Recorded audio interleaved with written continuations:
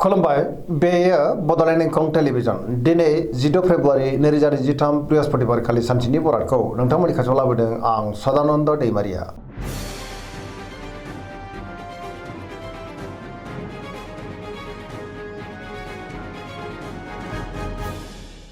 सिगां फरायनो लादों मेष राशि गिबि हांखो अ ल दिनैनि साना जोबोद मोजां गोसोखौ दिनै जोबोद गोजोननाय मोनगोन। सोरबा लोगोनिफ्राय मोजां खौरां फैनोबो हागौ बहाबा दावबायनो एबा हान्थिनो खाबु मोनगोन आरो मोजाङैनो हान्थिनोबो हागोन। मावनो लानाय खामानिखौ थि समावनो मावफुंनो हागोन। सिगांनि बबेबा आद्रा खामानियाबो दिनै मावफुंजागोन। देहाया मोजाङै थागोन।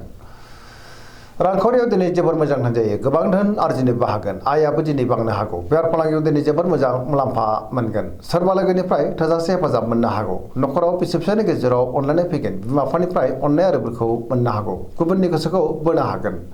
गोसोनि बोलोआबो बांगोन। समाजाव दिनै गोबां मान मोनगोन। लाइमोनफ्रा मोजां खौरां मोनगोन। गोसोआ दिनै जोबोर रमान्टिक जागोन आरो गावबा गावनि गोसोनि साननायखौ लाइमोनफ्रा फोरमायलायनोबो हागोन। फरायसाफ्रा दिनै फरायनायाव गोसो दुंखांगोन। पजिटिभ एनार्जिनि गोहोम गोग्लैनोबो हागौ।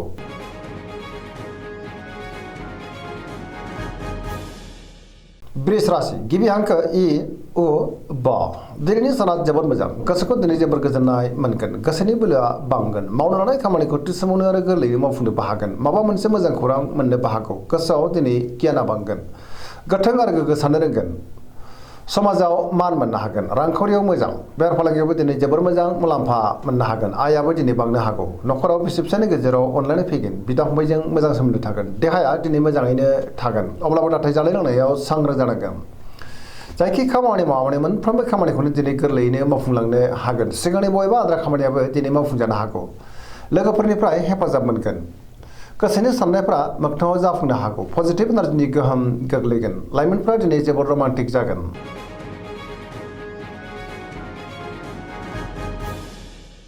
मिथुन राशि गिबि हांखो क स दिनैनि साना बारा मोजां नङा। गोसोआव गोनो गोथो साननाय फैगोन। नेगेटिभ एनार्जिनि गोहोम गोग्लैनो हागौ। गोसोनि साननायफ्रा देबार नांगोन। गियाननि आंखाल जानोबो हागौ। गोसोआ दिनै जोबोर आला खालाबो जागोन। लाइमोनफ्रा गावबा गावनि गोसोनि साननायखौ फोरमायलायनो गोब्राब जागोन। देहाया मोजाङै थागोन। अब्लाबो नाथाय जानाय लोंनायाव सांग्रां जानांगोन। रांखावरियाव बारा मोजां नङा। नाङा फाङा खरसाया बांनो हागौ। बेफार फालांगियावबो बारा मोजां नङा होनजायो। न'खराव बिसि फिसायनि गेजेराव अनलायनाय फैगोन। गोसोनि बोलोआ लोरबां जानोबो हागौ। मावनो लानाय खामानिखौ थि समावनो मावफुंनो गोब्राब जागोन। सोरजोंबा रायखोमा जानोबो हागौ। गोसोनि साननायफ्रा दिनै देबार नांगोन। नेगेटिभ एनार्जिनि गोहोम गोग्लैनो हागौ। सांग्रां जानाया गाहाम।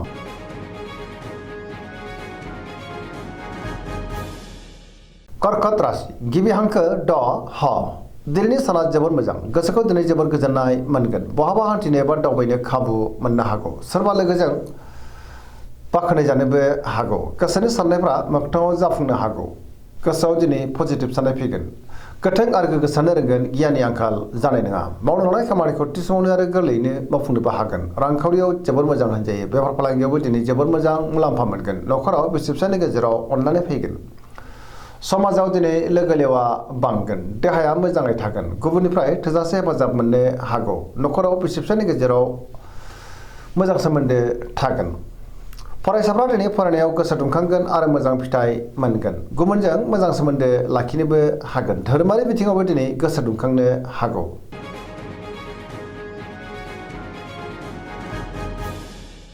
सिंह राशि गिबि हांखो म थ दिनैनि साना जोबोर मोजां।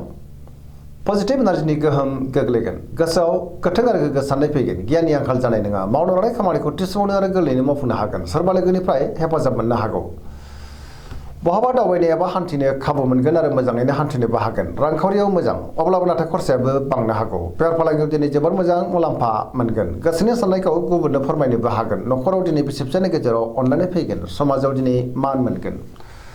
गुबुननि गोसोखौ बोनोबो हागोन। देहाया मोजाङै थागोन। बयजोंबो अनजागोन आरो अनसायजागोन। गुबुननि थाखाय गोबां मोजां खामानि मावनानै होनोबो हागोन। गोसोआ दिनै जोबोर रमान्टिक जागोन आरो गावबा गावनि गोसोनि साननायखौ लाइमोनफ्रा फोरमायलायनोबो हागोन।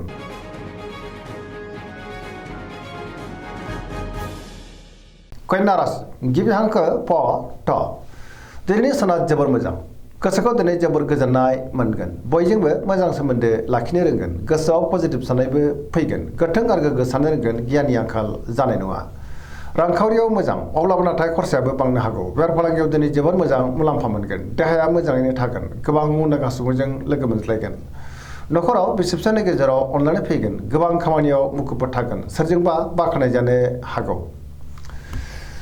पजिटिभ एनार्जिनि गोहोम गोग्लैगोन लाइमोनफोरा दिनै जोबोर रमान्टिक जागोन आरो गावबा गावनि गोसोनि साननायफोरखौ फोरमायलायनोबो हागोन धोरोमारि बिथिङावबो दिनै गोसो दुंखांनो हागौ सोरजोंबा बाख्नाय जागोन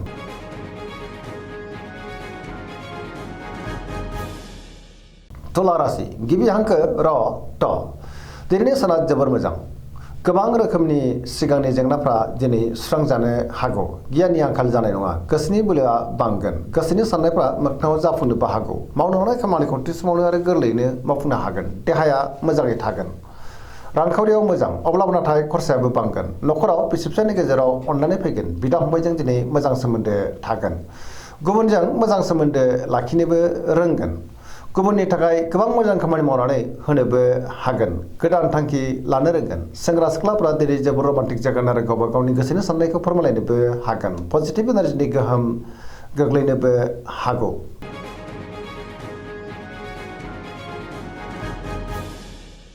वृश्चिक राशि गिबि हांखो न स दिनैनि साना जोबोर मोजां गोसोखौ दिनै जोबोर गोजोननाय मोनगोन बयजोंबो अनजासे गारगोन आरो गुबुनजों मोजां सोमोन्दो लाखिनोबो रोंगोन पजिटिभ एनार्जिनि गोहोम गोग्लैगोन समाजाव गोबां मान मोनगोन गोसोआव गोग्गो आरो गोथों साननाय फैगोन गियाननि आंखाल जानाय नङा मावनो लानाय खामानिखौ थि समावनो आरो गोरलैयैनो मावफुंनो हागोन गुबुननिफ्राय थोजासे हेफाजाब मोननोबो हागौ गोसोनि साननायफ्रा मोगथाङाव जाफुंनोबो हागौ गोसोनि बोलोआ बांगोन नखराव बिसि फिसायनि गेजेराव अनलायनाय फैगोन बिमा बिफानि अननाय आरोफोरखौ दिनै मोननो हागौ रांखावरियाव मोजां अब्लाबो नाथाय खरसायाबो बांनो हागौ बेफार फालांगियाव जोबोर मोजां मुलाम्फा मोनगोन बहाबा दावबायनो एबा हान्थिनो खाबु मोनगोन आरो मोजाङैनो हान्थिनोबो हागोन देहाया दिनै मोजाङै थागोन अब्लाबो नाथाय जानाय लोंनायाव सांग्रां जानांगोन फरायसाफ्रा दिनै फरायनायाव गोसो दुंखांगोन लाइमोनफ्रा जोबोर रमान्टिक जागोन आरो गावबा गावनि गोसोनि साननायखौ फोरमायलायनोबो हागोन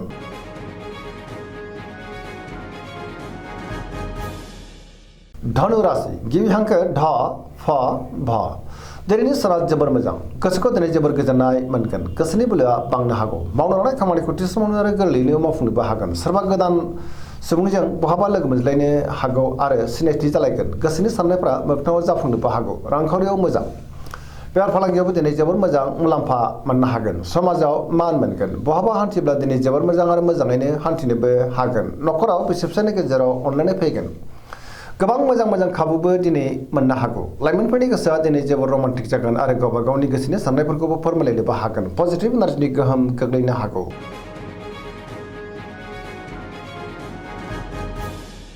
मकर राशि गिबि हांखो ख ज दिनैनि साना मोजां आरो गाज्रिनि गेजेरजों बाबेलांगोन गोसोनि साननायफ्रा देबर नांनो हागौ गोजोननि आंखाल जानोबो हागौ मावनो लानाय खामानिखौ थि समावनो मावफुंनो गोब्राब जागोन माबा नङा माबा मोनसे हेंथा फैनोबो हागौ रांखावरियाव मोजां अब्लाबो नाथाय खरसायाबो बांगोन बेफार फालांगियाव मोजां होनजायो गुबुनजों मोजां सोमोन्दो लाखिनो गोब्राब जागोन गोदान खामानियाव आखाइ होजेननो हानाय नङा सोरजोंबा थगायजानोबो हागौ नखराव बिसि फिसायनि गेजेराव अनलायनाय फैगोन बिदा फंबायजों दिनै मोजां सोमोन्दो थागोन आरो बिसोरनिफ्राय हेफाजाबखौ मोननो हागौ सेंग्रा सिख्लाफोरा दिनै जोबोर रमान्टिक जागोन आरो गावबा गावनि गोसोनि साननायखौ फोरमायलायनो हागोन अब्लाबो नाथाय नेगेटिभ एनार्जिनि गोहोम गोग्लैनोबो हागौ सांग्रां जानाया गाहाम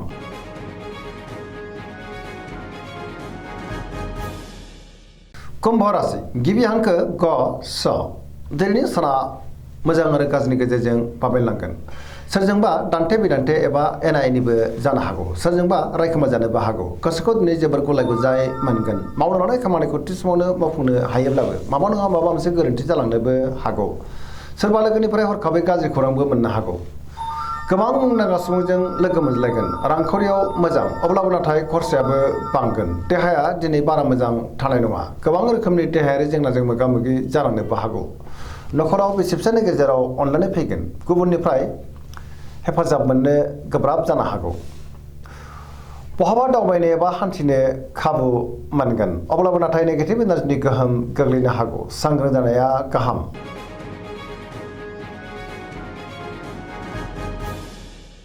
मीन राशि गिबि हांखो ड स दिनैनि साना जोबोर मोजां गुबुननि थाखाय गोबां मोजां खामानि मावनानै होनोबो हागोन गोसोआव दिनै पजिटिभ साननाय फैगोन गोथों आरो गोग्गो साननो रोंगोन गियाननि आंखाल जानाय नङा गोसोनि बोलोआ बांगोन गावनि गोसोनि साननायखौ दिनै गुबुननो फोरमायनोबो हागोन देहायाबो मोजाङै थागोन रांखावरियाव मोजां अब्लाबो नाथाय खरसायाबो बांगोन बेफार फालांगियाव दिनै जोबोर मोजां मुलाम्फा मोनगोन न'खराव बिसि फिसायनि गेजेराव अनलायनाय फैगोन सोरजोंबा दिनै बाख्नाय जानो हागौ लाइमोनफोरनि गोसोआ दिनै जोबोर रमान्टिक जागोन आरो गावबा गावनि गोसोनि साननायफोरखौ फोरमायलायनोबो हागोन गोसोनि साननायफ्रा मोगथाङाव जाफुंनोबो हागौ फरायसाफ्रा दिनै फरायनायाव गोसो दुंखांगोन आरो मोजां फिथाइ मोनगोन पजिटिभ एनार्जिनि गोहोम गोग्लैगोन सरासनस्रायै दिनै साना जोबोर मोजां आरो मोजाङैनो बारग'लांगोन दिनैनि राशि फरायनाया एसेनोसै जोबनायाव बेखौनो खावलायो जाहाथे नोंथांमोना सानफ्रोमबो जोंनि बे बड'लेण्ड इंखं टेलिभिजनखौ नायबाय थायो आरो साबस्क्राइब खालामो लोगोसे लाइक खालामो आरो शेयार खालामो एसेनोसै गोजोन्थों